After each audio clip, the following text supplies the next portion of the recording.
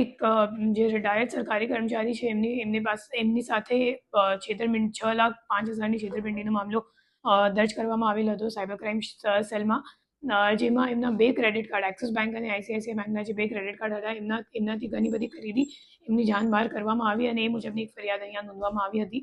અને આગળ જ્યારે તપાસ કરવામાં આવી તો ખબર પડી કે જે ફરિયાદી છે એ કંઈક અનવેરીફાઈડ લિંકમાં ક્લિક કર્યું હતું અને એના કારણે એમનો ફોન હેક કરવામાં આવી ગયો હતું.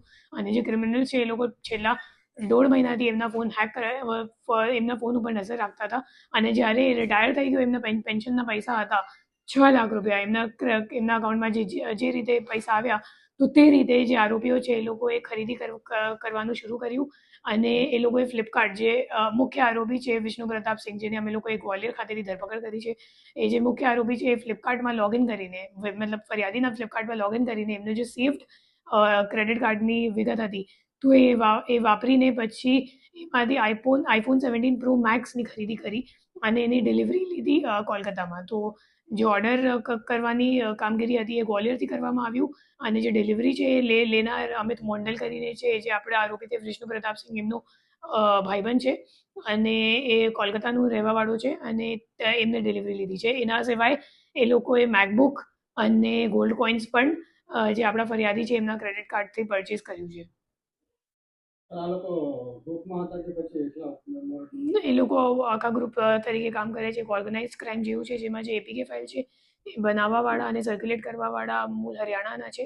અને આપણા જે વિષ્ણુ પ્રતાપ સિંહ જે પોતે બીટેક કરે છે આઈટીમાં, તો ટેકનિકલી ઘણું સાઉન્ડ છે અને અગાઉ પણ દ્વારકામાં જામખંભાલિયા પોલીસ સ્ટેશનમાં પકડાયેલ છે અને ત્યાં છતાં એની જે ગુનાહિત પ્રવૃત્તિ તે ચાલુ રાખી છે.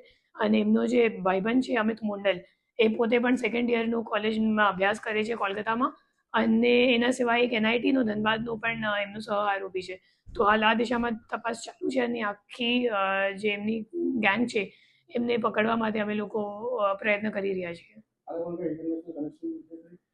એમાં ઇન્ટરનેશનલ કનેક્શન એવું જ સામે આવ્યું છે કે જે એપીકે ફાઇલ બનાવવાળા જે ડેવલપર્સ છે એ લોકો મોટાભાગે ઇન્ડિયાના બહારના હોય છે અને એ લોકો એપીકે ફાઇલ ડેવલપ કરવા માટે કંઈક $50-60 જેટલા એ લોકો પૈસા લે છે અને પછી ઇન્ડિયામાં કંઈક જે રહેવાવાળા છે એમના ટેલિગ્રામ ઉપર એ લોકો વેચાણ કરે છે. અને વેચાણ મતલબ ખરીદવાવાળા એ લોકો હરિયાણામાં રહે છે અને પછી એ લોકો સ્પ્રેડ કરવા માટે પોતાનું ટેલિગ્રામ ગ્રુપ રાખેલું છે. અને આ જે તમામ જેને આપણે નામ લીધું, મતલબ વિષ્ણુ પ્રતાપ સિંહ હોય કે અમિત મોંડલ હોય કે બીજો જે ધનબાદવાળો માણસ છે અથવા તો હરિયાણાવાળા છે, બધા એક જ ટેલિગ્રામ ગ્રુપમાં એ લોકો જોડાયેલ છે અને એક સાથે એ લોકો સંકલન રાખીને આખું સાયબર ક્રાઇમ એ લોકો પૂરું પાડે છે. નહીં, અત્યારે નથી જાણવા મળ્યું, કેમ કે જે ફરિયાદી છે એપીકે ફાઇલ એકચ્યુઅલી પોતાના ફોનમાંથી ડિલીટ કરી નાખ્યું હતું. તો હાલ ફોરેન્સિક વગેરે બાકી છે એમાં.